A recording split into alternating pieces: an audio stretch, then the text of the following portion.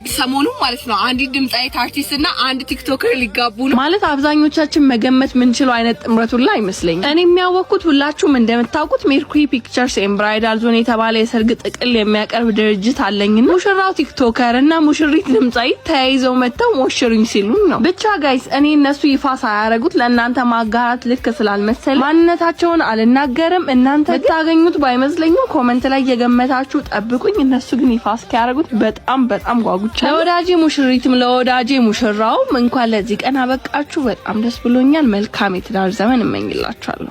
ሰላም እንዴት ናችሁ? ውድ የዩቲዩብ ቻናል ተከታታዮቻችን፣ አሁን ያላችሁት ፈታ ዞን ላይ ነው።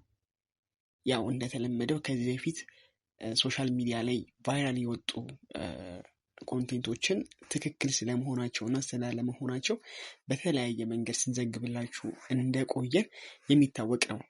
ለዛሬ ደግሞ የኤደን እና የአንድ ብር የትዳር ፎቶዎች እንዲሁም ሶሻል ሚዲያ ላይ እየተናፈሱ ያሉ ነገሮች እውነት ናቸው ወይንስ አይደሉም የሚሉትን ነገሮች አረጋግጠን ወደ እናንተ ይዘን መተናል ማለት ነውና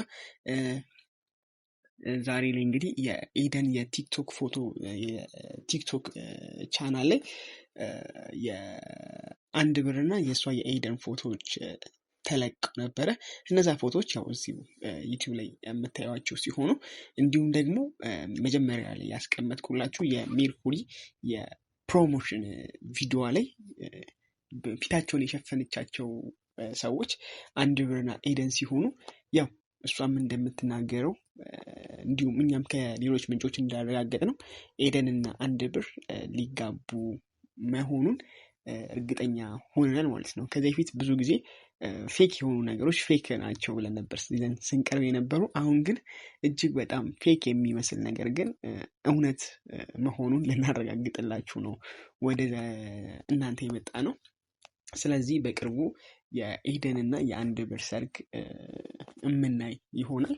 እንግዲህ መልካም የትዳር ዘመን መልካም የጋብቻ ጊዜ እንደሚሆንላቸው ተስፋ እያደረግን ከወዲሁ እኛ ግን መጨረስ እንችላለን ማለት ነው።